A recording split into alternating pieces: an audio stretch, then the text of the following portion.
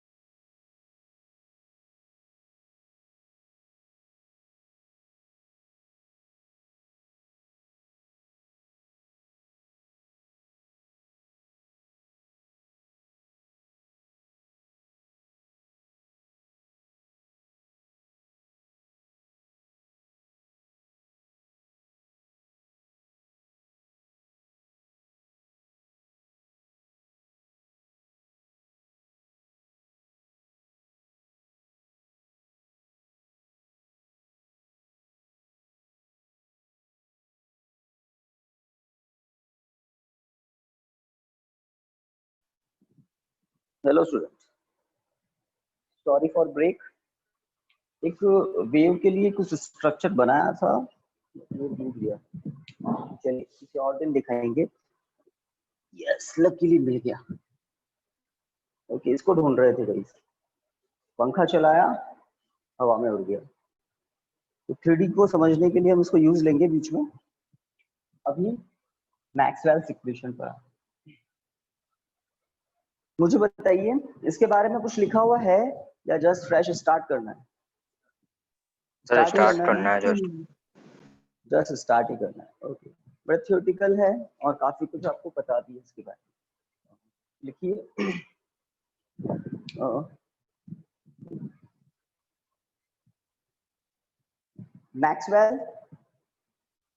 Maxwell bound the basic laws of physics. Maxwell bound the basic laws of physics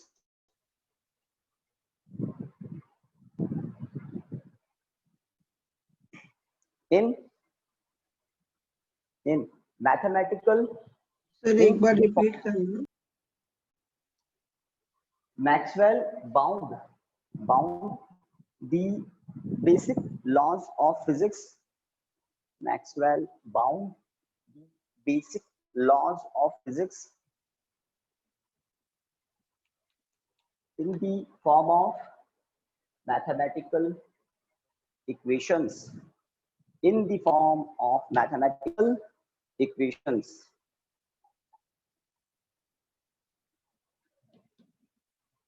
In the form of mathematical equation, which we called Maxwell's equations, which we called Maxwell's equations.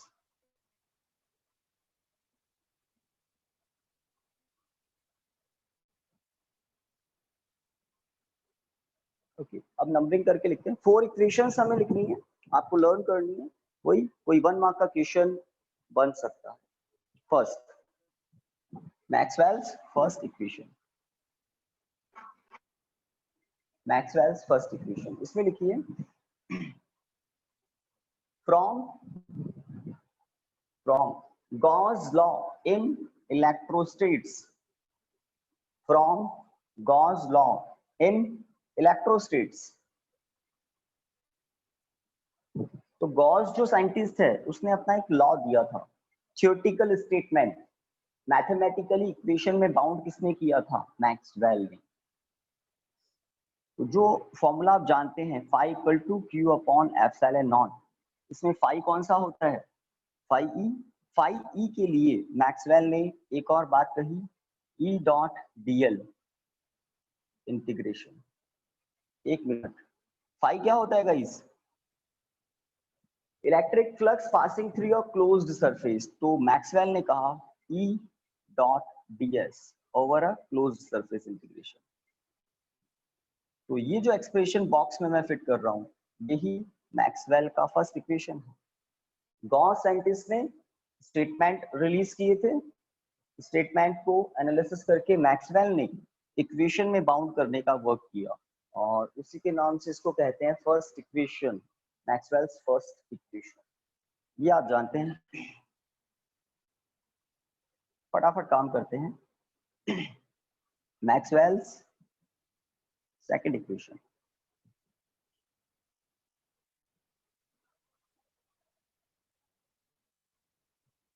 तो ध्यान क्या रखना है? From Gauss law in electrostatics, ये पता है, तो सबको पता है इलेक्ट्रिक फ्लक्स क्लोज्ड सरफेस से पास होने वाला इलेक्ट्रिक फ्लक्स क्या होता है? E dot ds over a closed surface integration. Okay, Maxwell's second equation. Guys, Gauss law दो हैं, सही बात? इलेक्ट्रोस्टैटिक्स में भी होता है, मैग्नेटिज्म में भी होता है। मैग्नेटिज्म में गॉस लॉ क्या होता है? तो उसमें हम कहते हैं the total magnetic flux passing through a closed surface always be zero. याद आया कुछ को? आई थिंक याद आया होगा। अब वही याद करना है, लिखिए हेडिंग लिखा मैक्सवेल सेकंड इक्वेशन। बहुत छोटे छोटे टॉपिक हैं, 1 मार्क में भी कुछ क्वेश्चन बन सकता है, लिखिए। और जिस तरह से न्यूटन के लॉज आप लर्न करते हैं ना, first law, second law, third law, sequence में, जिस तरह से इक्वेशन ऑफ मोशन आप कहते हैं फर्स्ट सेकंड थर्ड इक्वेशन, उसी तरह से ये फर्स्ट सेकंड थर्ड बहुत यूजफुल है। फर्स्ट इक्वेशन मतलब यही है ना, ऑर्डर चेंज नहीं कर सकते हम, तो ये ध्यान रखना है बस। लिखिए फ्रॉम, इसके अंदर स्टार्ट कीजिए, from Gauss law in magnetism, from Gauss law in magnetism, direct equation क्या होगा? B dot ds equal to 0। तो बड़ा छोटा सा इक्वेशन है, B dot ds over a closed surface integration equal to 0। तो ये है LHS में total magnetic flux linked with या passing through a closed surface always 0 होता है। तो ये एक्सप्रेशन जो है ये मैक्सवेल ने दी थी, स्टेटमेंट गॉस साइंटिस्ट ने दिए थे। थर्ड, मैक्सवेल्स थर्ड इक्वेशन,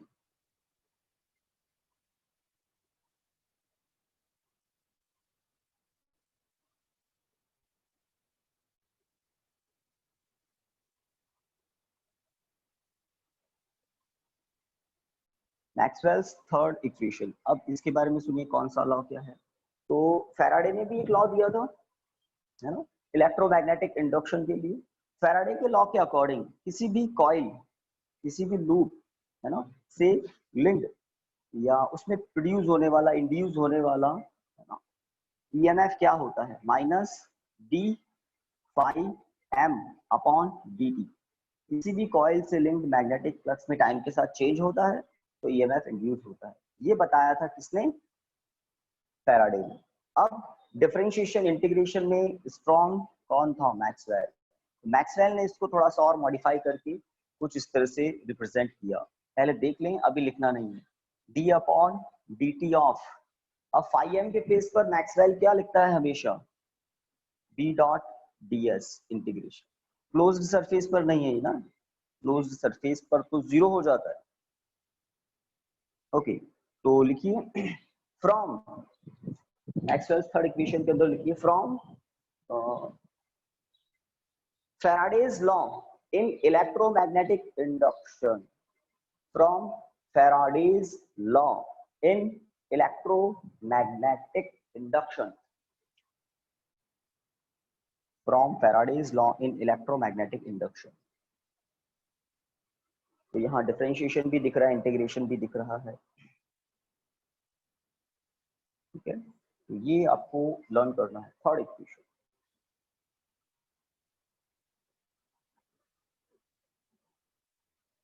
कोई भूल जाए ना तो ये याद रखना, because EMF equal to minus d phi m upon d t. किसी को एकदम क्लिक नहीं करे कि ये कौन सा एक्सप्रेशन है, तो ये यही है। ओके, लास्ट, तो फिजिक्स के कुछ बेसिक लॉस को मैक्सवेल ने पकड़ा और कुछ इस तरह से इक्वेशन में बाउंड कर दिया उनको, और वही इक्वेशंस मैक्सवेल के नेम से ही जानी जाती है। फोर्थ लास्ट एक लॉ था, आई थिंक फोर्थ चैप्टर में, यस फोर्थ चैप्टर में, Ampere's law, Ampere's circuital law भी बोलते हैं इसको। तो देखिए Maxwell's fourth equation,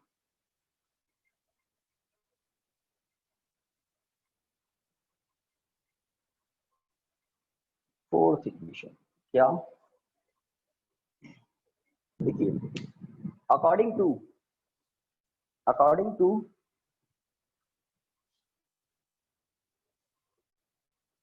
modified Ampere's law, according to modified Ampere's law, according to modified Ampere's law। अब ये modified क्यों बोल रहा हूं, इसके बारे में सुनिए।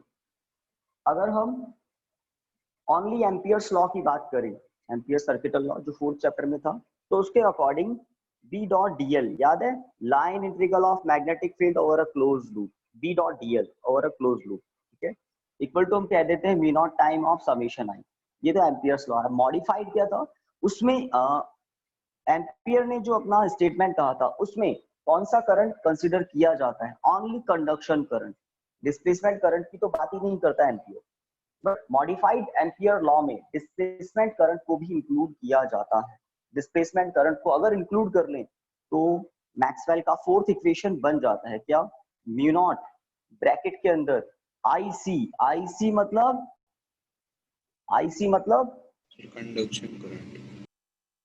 कंडक्शन करंट जो मेटल के वायर्स में फ्लो होता है, plus epsilon naught d phi E upon d t. भूले तो नहीं डिस्प्लेसमेंट करंट का formula, epsilon naught d phi E upon d t.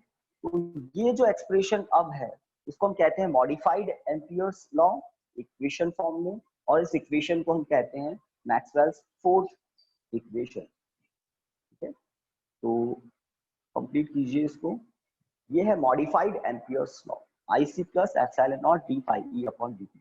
ID add हो गया, आईसी प्लस आईडी। तो आपको अगर ये सीक्वेंस में 4 लॉज याद रह जाते हैं, Gauss law in electrostatics, Gauss law in magnetism, then Faraday's law of electromagnetic induction, Ampere's law, और एम्पियर्स लॉ में भी कौन सा, modified Ampere's law, according to modified Ampere's law.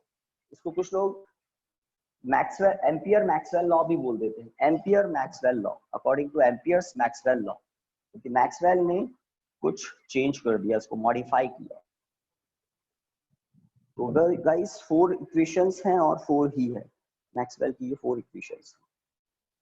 Done. तो इसको तो मेमोरी में फिट करना है आपको, जो प्रीवियस लॉज थे उनको थोड़ा याद किया और ये इक्वेशंस हमने लिखी। नेक्स्ट हेडिंग, जो चैप्टर का नेम है वही हेडिंग है, electromagnetic wave. Next heading electromagnetic wave. इसके लिए हमने एक इंस्ट्रूमेंट बनाया था, इसको ढूंढने में मुझे बड़ा टाइम लग गया। फैन ऑन किया और ये इधर उधर चला गया। एक लूप है 3D में आपको EM वेव को समझाने के लिए।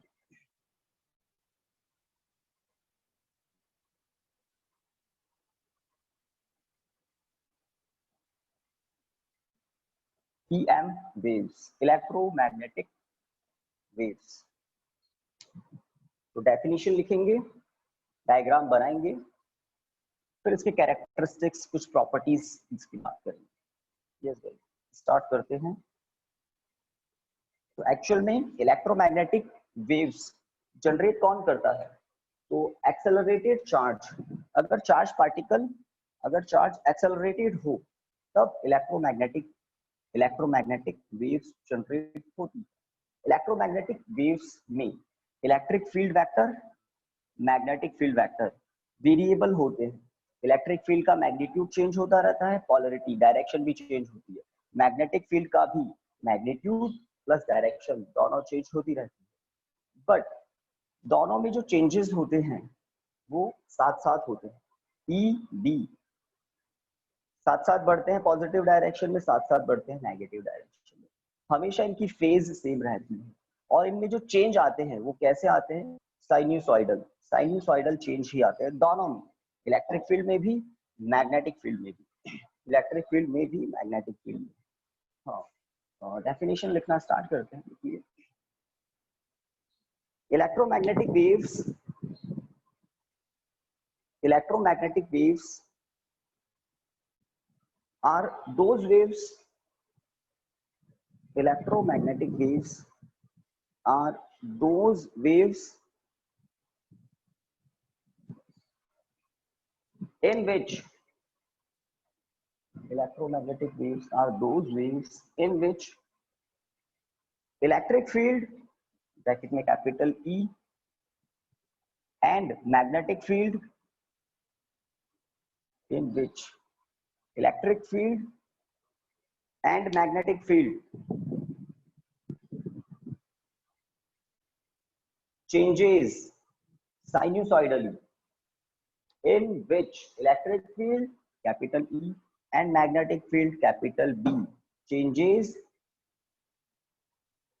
sinusoidally, changes sinusoidally,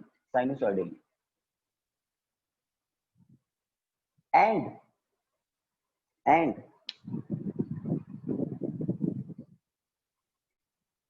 these waves propagate, and these waves propagate through space, and these waves propagate through space such that, and these waves propagate in through space such that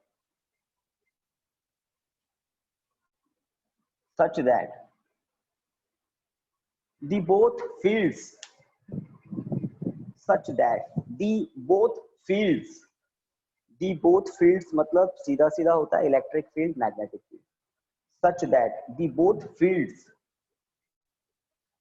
are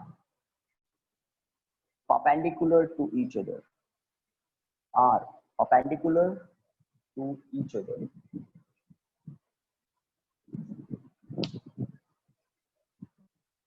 and also perpendicular, last line, and also perpendicular and also perpendicular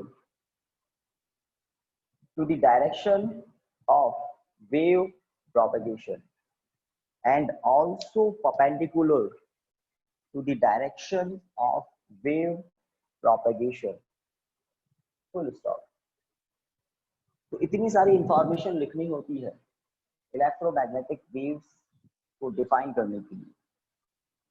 अब बात को समझेंगे, अब बात को समझेंगे। कोई पीछे रह गया हो तो बता देना गाइस। डायग्राम से डेफिनेशन को डाइजेस्ट करना है, पहले देखना है फिर आपको भी बनाना है। Okay, let this is y axis, this is x axis, this is z axis। Okay, अब अगर स्पेस में इलेक्ट्रोमैग्नेटिक वेव्स प्रोपेगेट कर रही है तो हम क्या कहते हैं? In this wave electric field vector and magnetic field vector, electric field vector and magnetic field vector changes sinusoidally, sinusoidally है ना। साइन का कैसा ग्राफ होता है उस तरह से इलेक्ट्रिक फील्ड मैग्नेटिक फील्ड के मैग्नीट्यूड्स डायरेक्शन चेंज होती रहती है।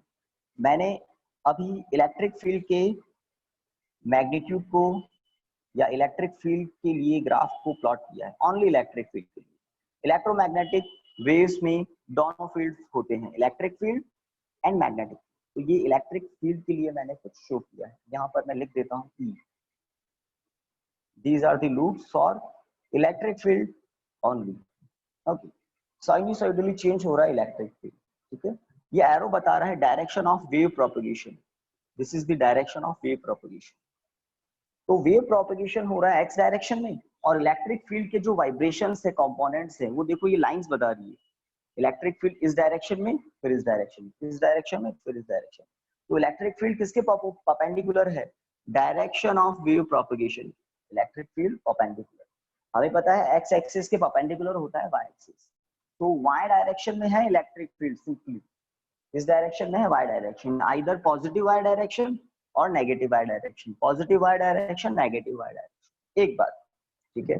कुछ बच्चे आ रहे हैं, जा रहे हैं। ओके, अब मैग्नेटिक फील्ड की बात करें तो जिस डायरेक्शन में वेव प्रोपगेट करती है उसके परपेंडिकुलर होते हैं दोनों, electric field and magnetic field. तो इलेक्ट्रिक फील्ड ने तो अपना स्पेस ऑक्यूपाई कर लिया, वाई डायरेक्शन। अब कौन सी डायरेक्शन बची मैग्नेटिक फील्ड के लिए? एक्स डायरेक्शन में वेव प्रोपगेट कर रही है, वाई डायरेक्शन में इलेक्ट्रिक फील्ड है। अब मैग्नेटिक फील्ड के लिए कौन सी डायरेक्शन बची कि वो डायरेक्शन ऑफ प्रोपगेशन के परपेंडिकुलर हो, one and only direction z direction. तो z डायरेक्शन में होता है मैग्नेटिक फील्ड। थोड़े लूप किस तरह से बन रहे हैं वो आपको देखने होंगे।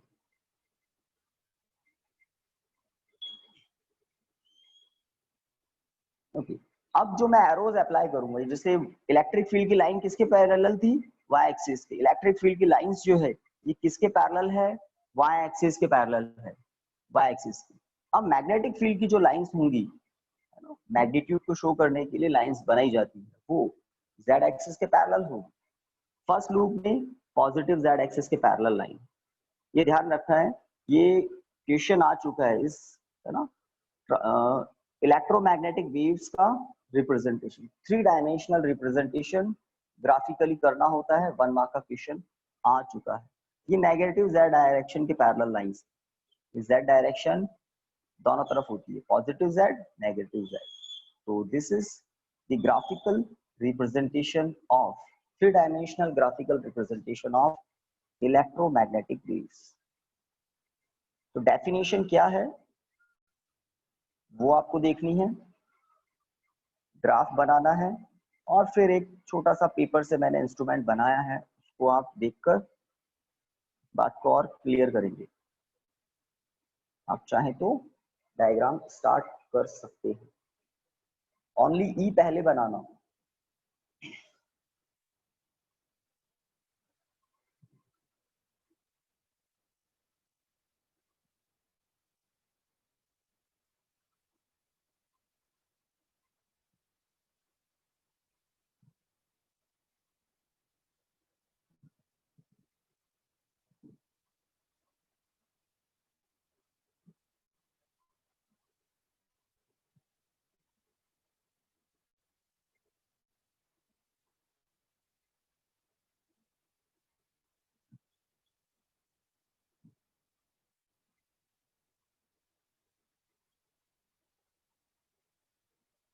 direction of wave propagation.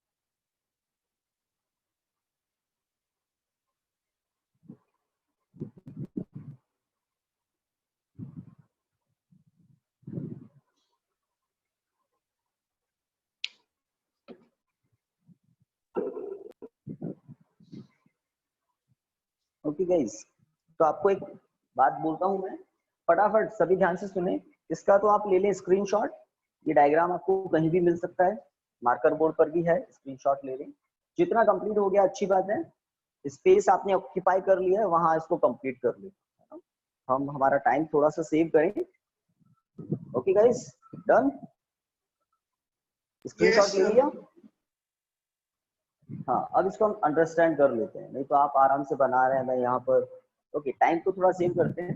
अब आपको थोड़ा सा मैं पास से दिखा देता हूँ, थोड़ा सा इधर से। यस गाइस, तो यहाँ पर आपको कैपिटल ई दिख रहे हैं, this one, Yes, sir. This one. So this is the positive loop of electric field in first half cycle. This is of negative loop of electric field, या negative mark कर देता हूँ pattern में। तो electric field positive भी हो सकता है, नेगेटिव भी हो सकता है टाइम के साथ। अभी ठीक है, पॉजिटिव नेगेटिव इलेक्ट्रिक। अब आपको बी नहीं दिख रहा है, बी कौन से प्लेन में है? तो बी इस प्लेन में है, इस प्लेन में है, और ये प्लेन कौन सा है? X Z plane. तो बी एक्स जेड प्लेन में। अब बी को दिखाने के लिए मुझे थोड़ा सा इसको इंक्लाइन करना पड़ेगा। गाइस दिखा बी? Yes, sir. है ना? तो बी और E, electric field magnetic field mutually perpendicular है।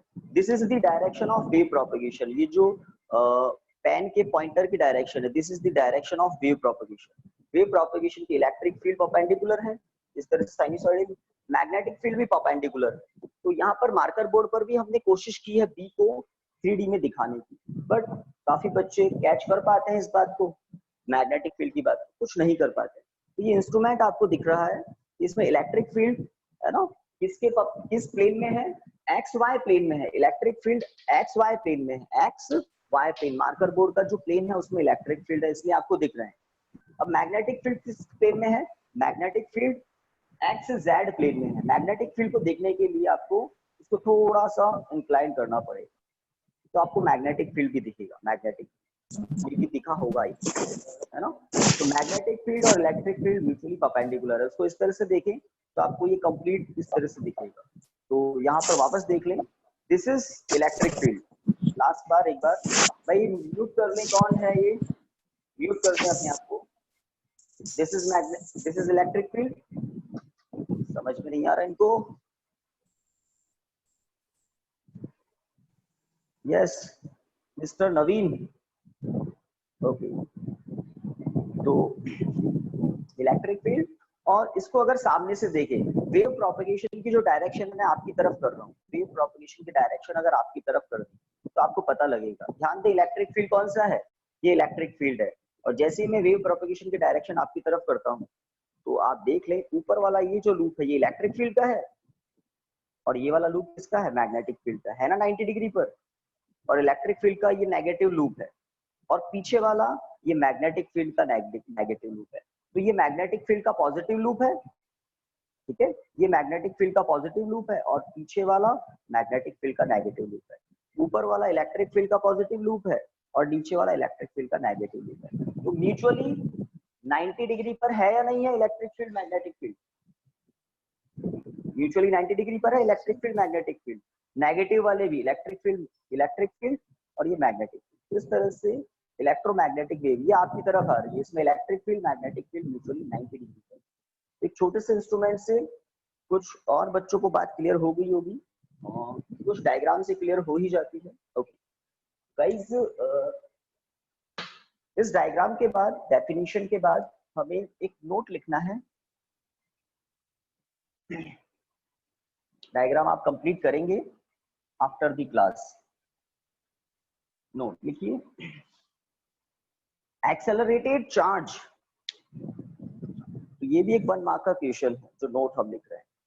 एक्सेलरेटेड चार्ज, ये जो पूरा चैप्टर है, चैप्टर नंबर 8 इलेक्ट्रोमैग्नेटिक वेव, इसमें से कोई बड़ा क्वेश्चन मिलने वाला नहीं है, 1 और मार्क के क्वेश्चन ही आने, तो छोटी छोटी बातों का ध्यान रखना होता है। एंड करते हैं इसको। Accelerated charge produces electromagnetic waves. Accelerated charge produces electromagnetic waves. इसका मतलब इलेक्ट्रोमैग्नेटिक वेव्स का सोर्स कौन होता है? Accelerated charge. एक्सेलरेटेड चार्ज, अगर कोई चार्ज सर्कल डिस्क्राइब कर रहा है, आप समझ सकते हैं, चार्ज पार्टिकल अगर सर्कल डिस्क्राइब कर रहा है तो वो भी कैसा होता है? एक्सेलरेटेड चार्ज होता है, एक्सेलरेटेड चार्ज होता है। और हम केमिस्ट्री में पढ़ते हैं ना, किसी एटम को एनर्जी प्रोवाइड की, ठीक है, तो एटम के ऑर्बिट का कोई इलेक्ट्रॉन एनर्जी एब्जॉर्ब करके कहाँ चला जाता है? हायर ऑर्डर में, एक्साइटेड स्टेट में चला जाता है, और वो वहां परमानेंटली नहीं रहता है, वो बहुत ही थोड़े से टाइम के लिए 10⁻⁻⁹ सेकेंड इन जनरल, इतने टाइम वहां रहता है और वापस अपनी ग्राउंड स्टेट में आता है।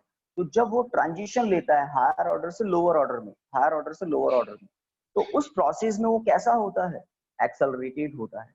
एक्सेलरेटेड चार्ज प्रोड्यूस करता है energy in the form of electromagnetic wave, और उस एनर्जी को फोटोन का, उस एनर्जी के पैकेट को फोटोन भी कहते हैं, hν। तो जब इलेक्ट्रॉन हायर ऑर्डर से लोअर ऑर्डर में आता है तो उस मोमेंट में वो कैसा होता है? एक्सेलरेटेड इलेक्ट्रॉन होता है। और एक्सेलरेटेड चार्ज क्या प्रोड्यूस करता है? Electromagnetic wave. और इलेक्ट्रोमैग्नेटिक वेव की एनर्जी क्या होती है? फोटोन की एनर्जी hν। h तो कांस्टेंट होता है, ν फ्रीक्वेंसी होती है। तो केमिस्ट्री में भी कुछ ऐसी बातें जरूर आपने पढ़ी होगी। ओके, नेक्स्ट हेडिंग लिखिए, properties of EM waves.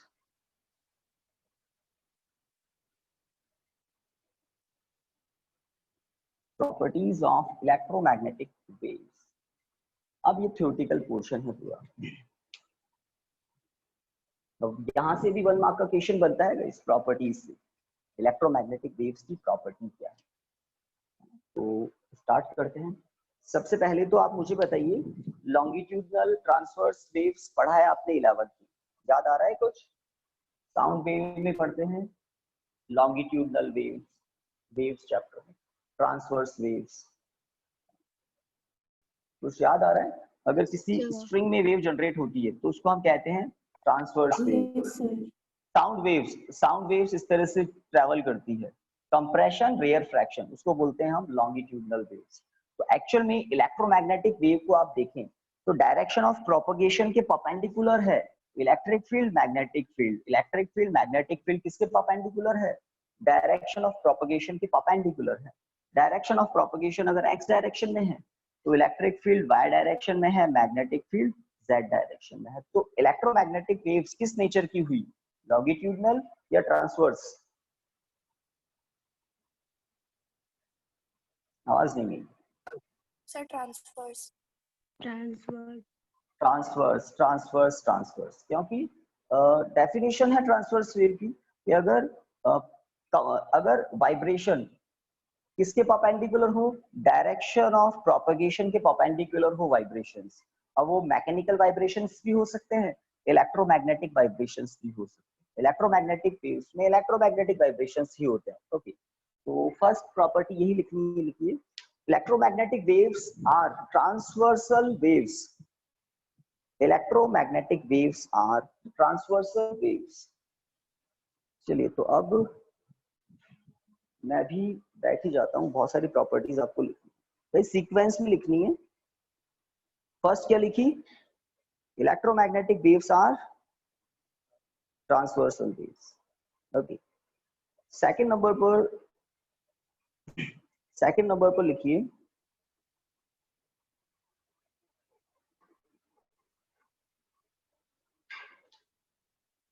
electromagnetic waves have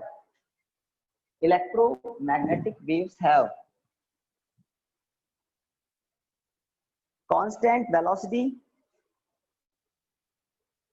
in vacuum.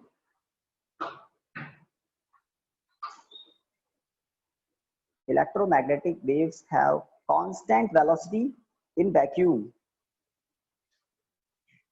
which is given as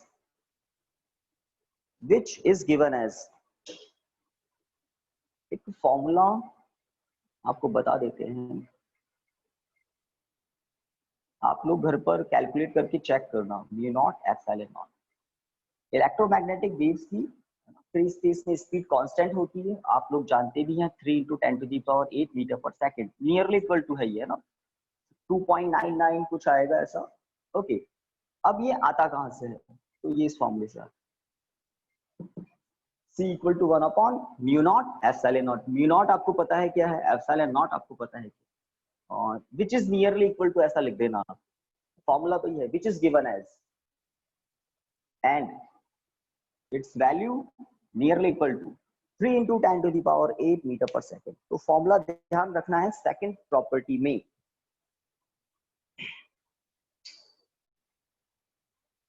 third number पर लिखिए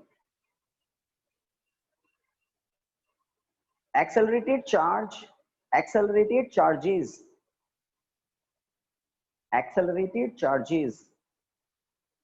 are responsible to produce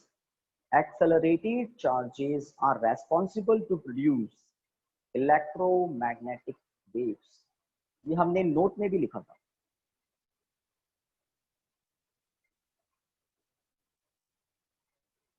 भाई बता देना, हो जाए तो नेक्स्ट पर मूव करेंगे। तो हो गया, आवाज नहीं students? Yes, sir. accelerated charges are responsible to produce electromagnetic waves। Fourth number पर लिखिए इलेक्ट्रोमैग्नेटिक वेव, एस मत लगाना, electromagnetic wave propagation does not require, ये एक important property है, wave propagation does not require any material medium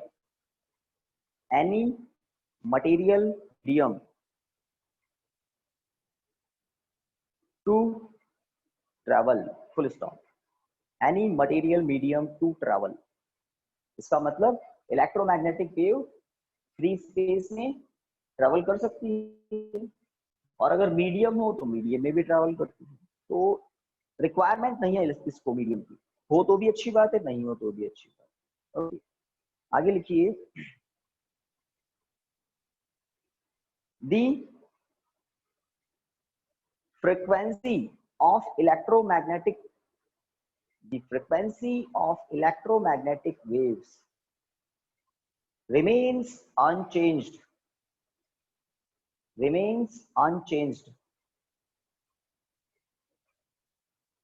when the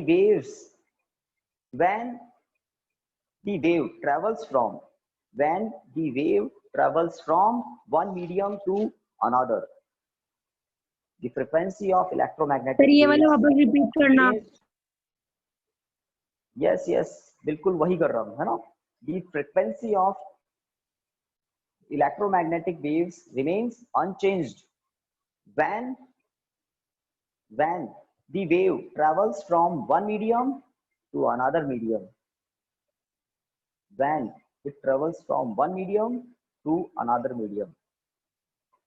but its wavelength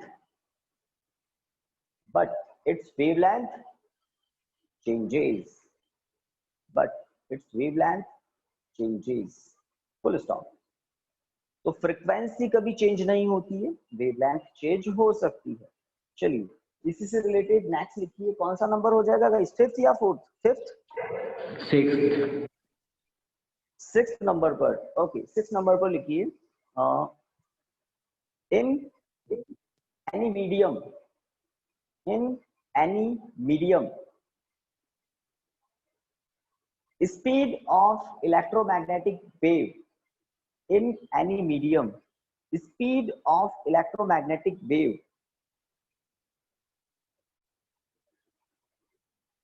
is given by ratio of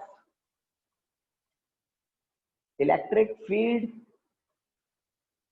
and magnetic field, ratio of electric field and magnetic field at any instant, electric field and magnetic field at any instant। देखो speed के लिए एक और formula है, यहां पर मैं कर देता हूं v equal to E by B. दो फॉर्मूलाज बताऊंगा स्पीड के लिए, ये जनरल फॉर्मूला है। किसी मीडियम में स्पीड वैक्यूम में स्पीड से थोड़ी कम होती है, v equal to E by B, ठीक है। बट वैक्यूम में स्पीड c होती है, और c क्या होता है, E naught upon B naught. अब ये ई नॉट बी नॉट क्या है, पीक वैल्यू मत समझ लेना इनको, है ना। ये है वैक्यूम में इलेक्ट्रिक फील्ड के लिए ई नॉट, ये है वैक्यूम में मैग्नेटिक फील्ड के लिए बी नॉट, ठीक है। और किसी इंस्टेंट पर आप सब जानते हैं इलेक्ट्रिक फील्ड मैग्नेटिक फील्ड साथ साथ बढ़ते हैं, साथ साथ कम होते हैं। किसी भी इंस्टेंट पर आप ई और बी की वैल्यू का रेशियो लेंगे, किसी भी इंस्टेंट पर ना, जीरो को छोड़कर किसी भी इंस्टेंट पर, तो रेशियो आपको क्या है ना प्रोवाइड करेगा, speed in medium, in vacuum. Vacuum में आप जानते ही हैं। नेक्स्ट एक और बात इसी में नोट करके लिख सकते हैं आप चाहें तो, जो आप जानते हैं इलेक्ट्रोमैग्नेटिक वेव की जो स्पीड होती है उसको इस फॉर्मूले से भी लिखते हैं, कैसे, लैम्डा इंटू न्यू। बताइए गाइस, किसी भी वेव के लिए वेवलेंथ, फ्रीक्वेंसी, वेवलेंथ और फ्रीक्वेंसी का प्रोडक्ट क्या होता है, स्पीड इन वैक्यूम। वेवलेंथ बिल्कुल सही है, वेवलेंथ का यूनिट होता है मीटर, फ्रीक्वेंसी का यूनिट होता है 1/सेकंड, स्पीड होता है ना मीटर पर सेकंड। तो आप लिख सकते हैं speed of EM wave also given by speed of EM wave, है ना। तो 6th टॉपिक में हम स्पीड की बात कर रहे हैं। Speed of EM wave is also given by product of its wavelength and frequency, product of its wavelength and frequency। C equal to new lambda, आपने सुना होगा, C equal to new lambda, बिल्कुल वही है। तो जो प्रॉपर्टीज लाइट की होती है वो सारी प्रॉपर्टीज इलेक्ट्रोमैग्नेटिक वेव्स की भी होती है, क्योंकि इलेक्ट्रोमैग्नेटिक वेव्स का छोटा सा पोर्शन होता है विजिबल लाइट, एक बार आपको पहले भी बताया। तो चलिए अब ये याद आई ये बात, तो एक प्रॉपर्टी और लिख लें 7th नंबर पर। तो लाइट के जो फिनोमेनास हैं वो इलेक्ट्रोमैग्नेटिक वेव्स के भी हैं। तो देखिए इलेक्ट्रोमैग्नेटिक वेव्स गाइस स्टार्ट कर सकते हैं ना 7th प्रॉपर्टी, इसके बाद आवाज आ जाए आपकी, यस सर। फॉर्मूले के बाद स्पीड की बात हो गई। 7th नंबर पर लिखिए electromagnetic waves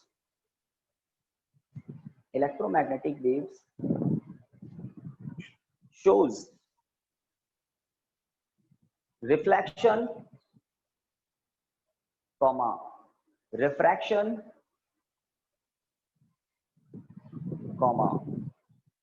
interference, reflection, refraction, interference,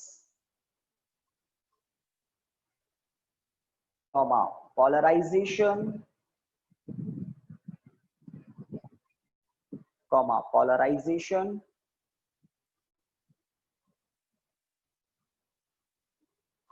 superposition, comma superposition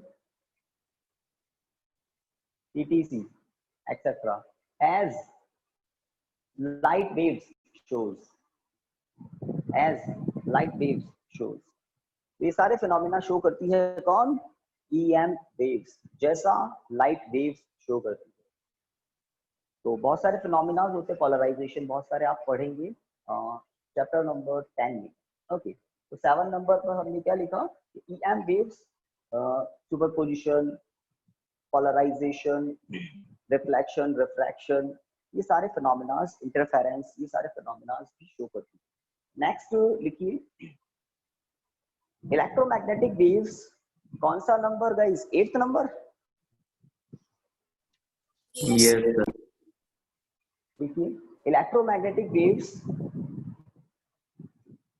electromagnetic waves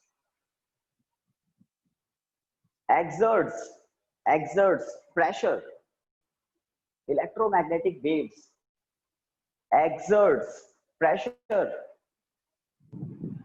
on the surface, electromagnetic waves exerts pressure on the surface, on the surface on which it falls, on which it falls. This pressure is called radiation pressure। तो definition आ सकती है, radiation pressure क्या होता है? This pressure is called radiation pressure। Full stop. तो इस time चलिए एक और डेफिनेशन लिख लेते हैं। तो रेडिएशन प्रेशर को अंडरलाइन कर देना, जिससे कोई सरफेस है, किसी सरफेस पर जिस पर इलेक्ट्रोमैग्नेटिक वेव्स फॉल हो रही है, गिर रही है, तो उस सरफेस पर EM वेव्स प्रेशर अप्लाई करती है, उस प्रेशर को हम क्या कहते हैं? Radiation pressure. Okay, which number? Last एक और पॉइंट लिखना है, बताइए। 9th? Yes, sir. लिखिए। ओके, 9th नंबर पर लिखिए, 9th नंबर पर लिखिए, और 9th नंबर 8th नंबर दोनों का IMP कर लेना। 9th तो सबसे इंपॉर्टेंट है, लिखिए इसमें। लिखिए energy transferred, energy transferred by electromagnetic wave, energy transferred by electromagnetic wave।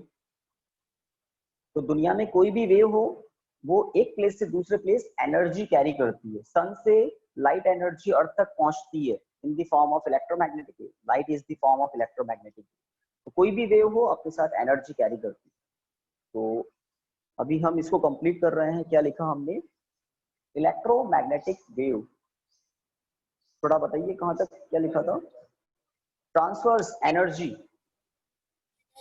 Electromagnetic wave transfer energy per unit area,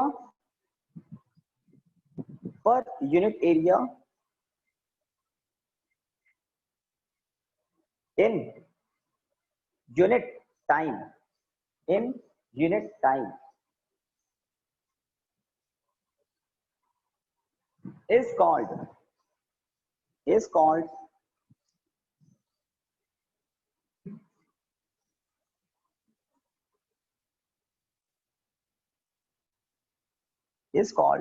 pointing vector, capital S vector is called pointing vector। इसमें 9th जो property लिखी उसकी start यहां से कर देना, ज्यादा better रहेगा। देखिए, the energy transfer by electromagnetic wave, the energy transfer by electromagnetic wave in per unit area in unit time is called Poynting vector, S vector. इसका एक फॉर्मूला भी है, फॉर्मूला लिखें और फिर क्लास को एंड करें। S vector equal